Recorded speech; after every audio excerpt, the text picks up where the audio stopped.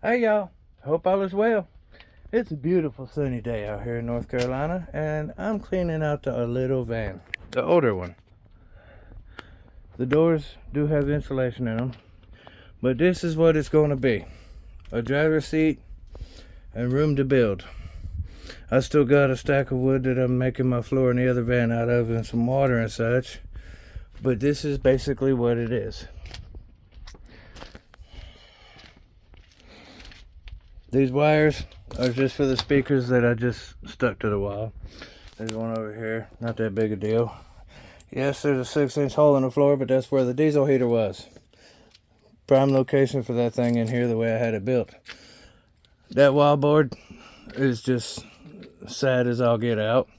The ceiling looks like complete crap because I'm missing a few boards, and I never did the sides because there was cabinets up when I built it, or when I put the ceiling up.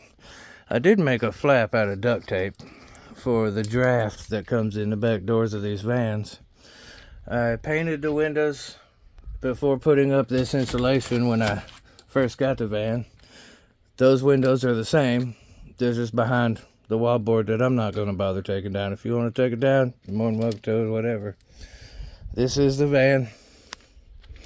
It is a 97 E150, low roof, short.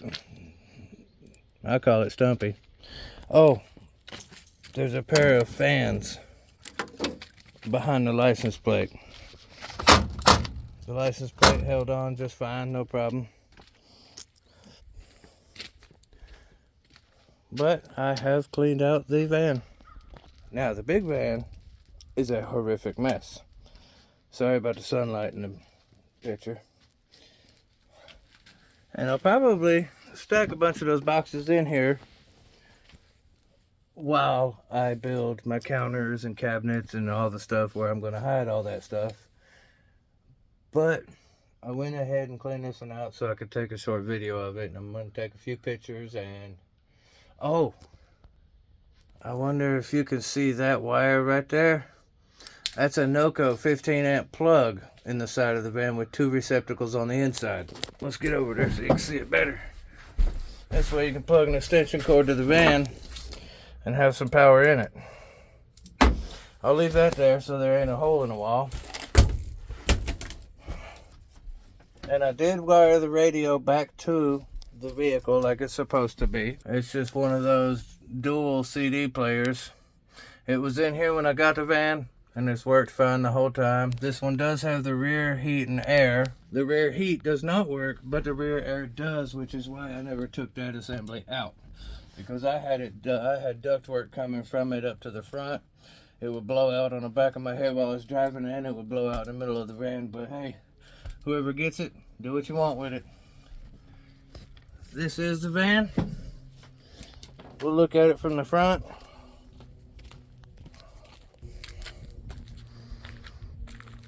Just a 97 E150. It is the half ton, but I also did put leaf spring helpers under it.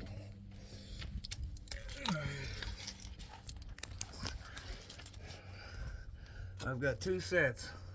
A set behind the axle and a set in front of the axle to help with sag. And there's an exhaust pipe in my face.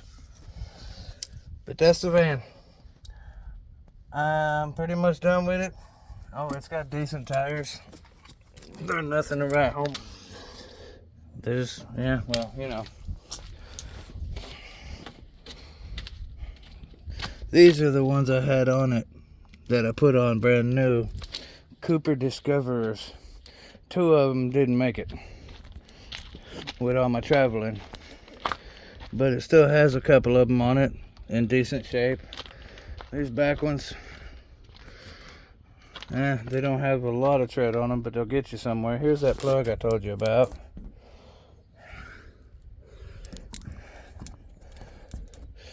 And the spare tire carrier will stay on here. It's got these little cheap vent shades, rain guards, whatever.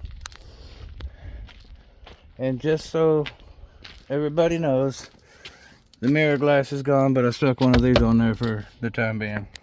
That is the van. It is up for grabs. I'm open to offers. It runs, it drives, it stops. All the gauges work.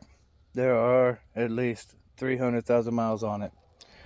Oh, even the back doors aren't, well, that one ain't, but that one's insulated as well. That is my van. If anybody's interested, shoot me a message. Worst I can say is no. I hope all is well, and until next time, happy trails.